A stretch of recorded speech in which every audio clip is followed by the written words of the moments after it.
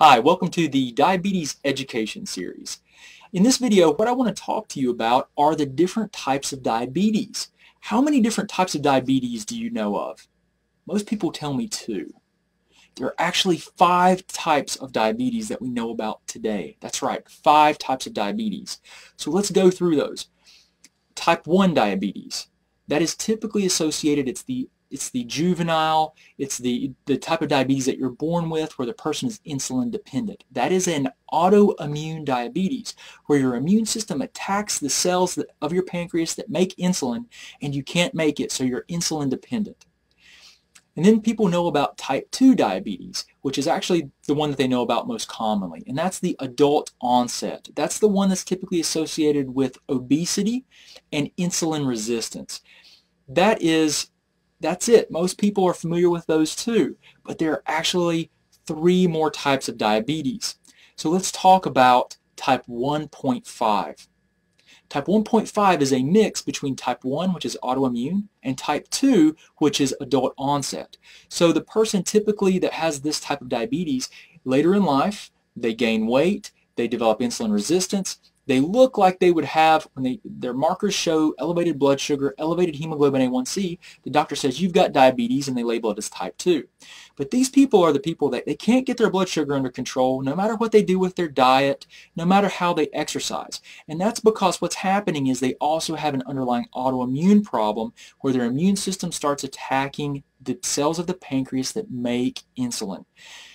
Most doctors are not familiar with this type of diabetes today. So you have to run specialized antibody tests to determine if that's part of your mix.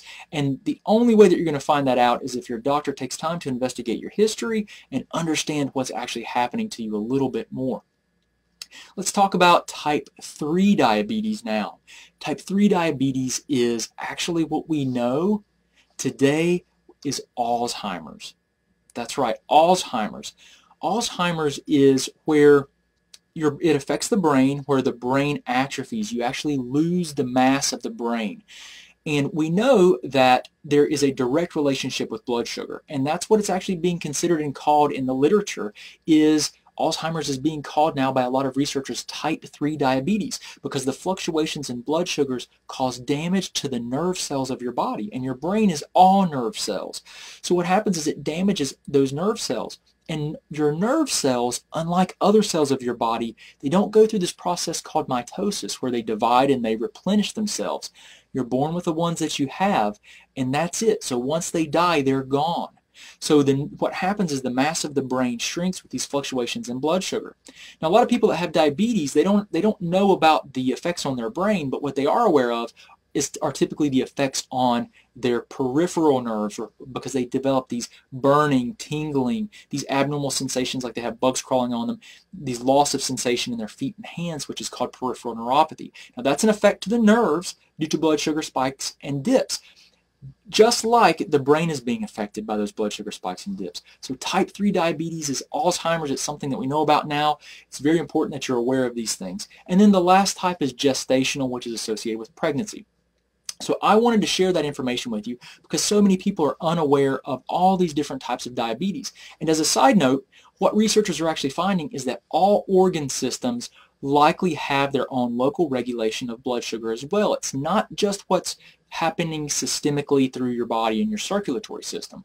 So I wanted to share this with you. I want to empower you to take control of your health, become your own advocate so that you can get the best outcomes possible with your health care. I appreciate you taking time from your day to learn more about your health. Catch me again on the next Diabetic Education series, and I hope you have a wonderful day. Thank you. Hey guys, Dr. Shook, thank you for viewing our videos. I hope they help you out. If you want to, just subscribe to our channel somewhere here. You can watch a video that YouTube's actually selected for you, so hopefully it'll help you out. If you need any other information or resources, just look in the description. We've got links to our website, to our 9 lab test guidebook, and everything else that we do. I really appreciate you, and I hope you guys have a great